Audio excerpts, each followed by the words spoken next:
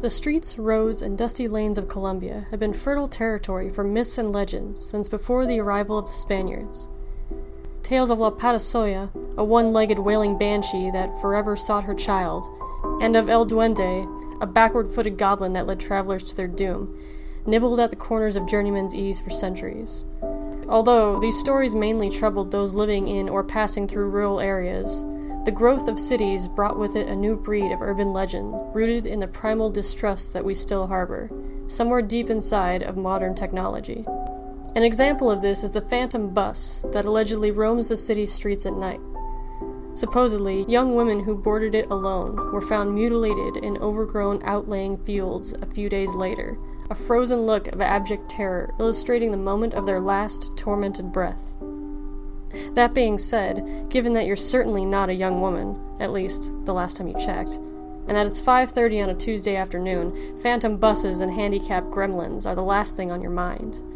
You've been using Bogota's public transportation system for over 2 decades, and your greatest concern is that traffic levels have become all but unmanageable since the last mayor took office.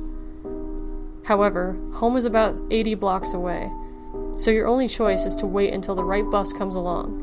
Walking would certainly take longer than putting up with any traffic jam. When the bus displaying the route sign you're hoping for shows up, its advertised fare is 200 pesos lower than the standard going rate these days.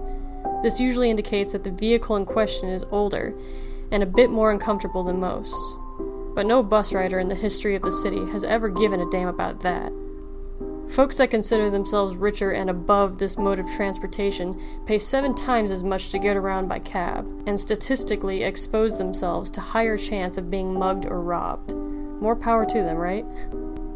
Never one to avoid seeking further discounts, you ask the wizened driver if he'll let you on for 1,000. The wrinkled, musty-looking man's eyes never leave the road as he silently takes your bill and slides it into the purse hanging from the bony gear stick. Satisfied, you turn your attention to the cab. What would make this ride ideal would be an empty seat. Curiously enough, considering the time of day, there aren't enough passengers on board for anyone to be standing. A few available spots are in sight, so you choose one on the left, towards the middle. Both the aisle and the window seats are free. You sigh contentedly as you sprawl out with one knee nestled on the other. This particular trip should be over in no time. The driver's radio is off, and your phone's battery ran out an hour ago, so you pass the time staring out the window and watching vendors ply their wares and car drivers nod along to whatever music they're enjoying. Your position eventually starts taking a toll on your back, so you straighten up and you take a chance to examine your fellow passengers. None of them seem to be riding together, given that everyone's quietly facing the front of the bus. They're also all uncommonly old. Not in the sense that they're all over 100, but in the sense that nobody seems to be under 75. You find this a bit odd, and for a brief moment, the idea that you don't belong there flashes through your mind.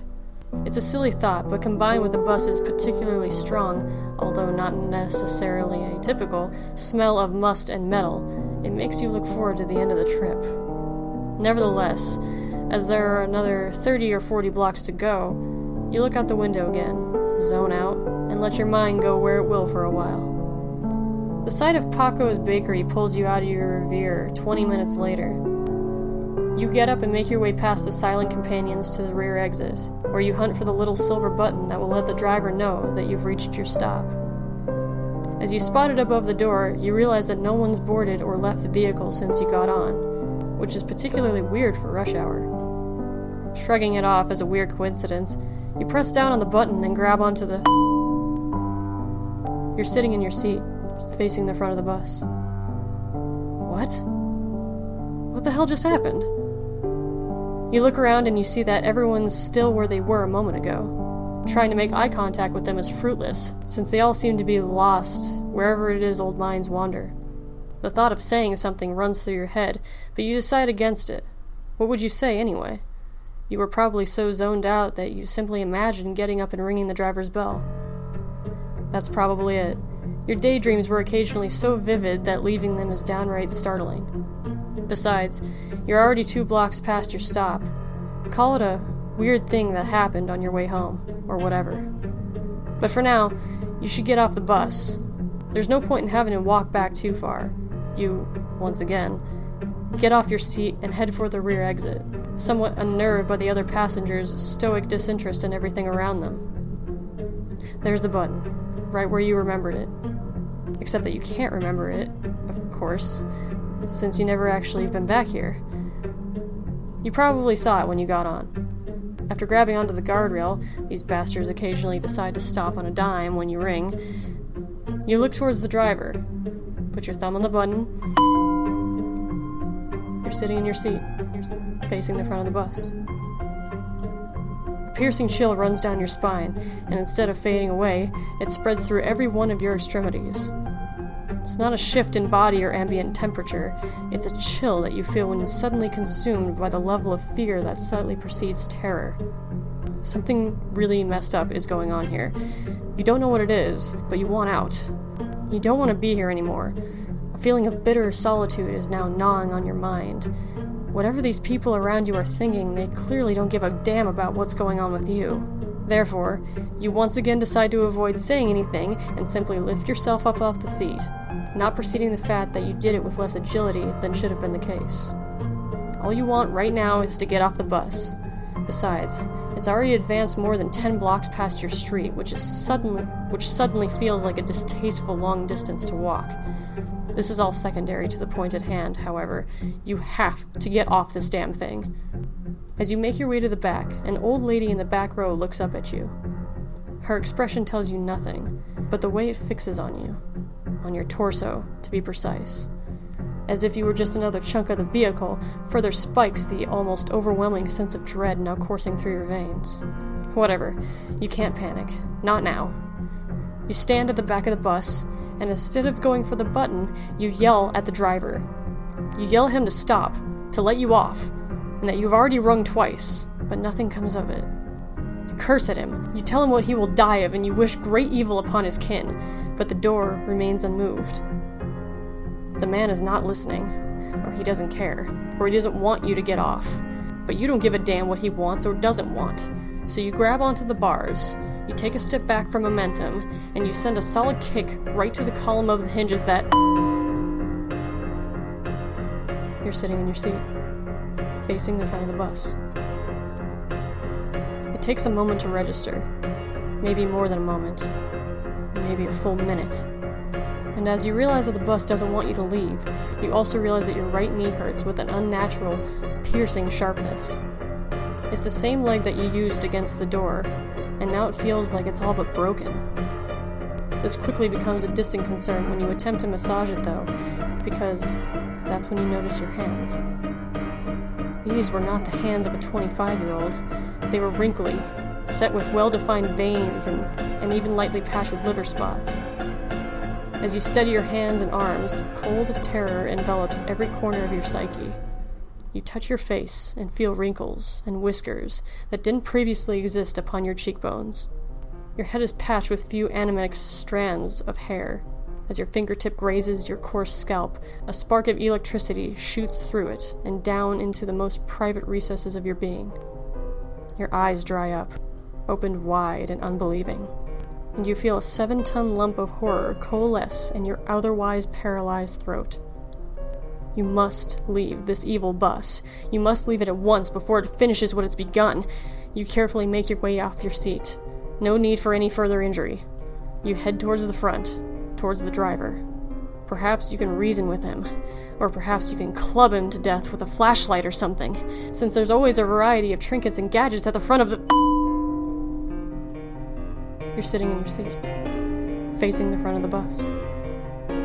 It takes a good 5 or 10 minutes for you to come to terms with what's happening to you, to understand that your life is vanishing before your eyes. Your hands are now like those of your grandmother. Your back hurts from its base all the way up to your neck. Your eyes can barely focus on the huge signs posted above the windows. Even your mind isn't as sharp as it should be. It takes you a while to determine that you should make another attempt at the exit. Perhaps violence isn't the answer. Perhaps you can gently pull it open. Perhaps if you treat the bus like a living, gentle being instead of like a demonic machine, it'll let you out. Perhaps... The old woman is looking at you again. You notice her blue jacket, which is much too big for her. If it were a blouse of the same size, it would hang loosely off her gaunt frame. A tiny, hesitant tear forms on her frail face, and then follows a meandering path down her ancient features to land on her wrist with eerie finality. There's a red Toto watch around that wrist, the sort that is currently all the rage with kids graduating from high school. You examine the door. 2 panes joined with a vertical line of hinges, coated on the right by a rubber pad to avoid contact damage. The door is slightly bent inwards, and as you notice this, a glimmer of hope runs through you. If you could just insert... You're sitting on your seat, facing the front of the bus. What the fuck? What the fuck is going on? My hands! They're old! My hands are the hands of an old man! Not of my grandfather, but of an old...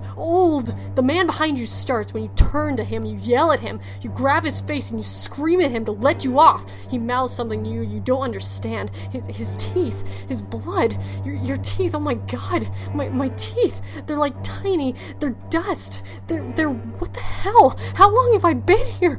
Fuck!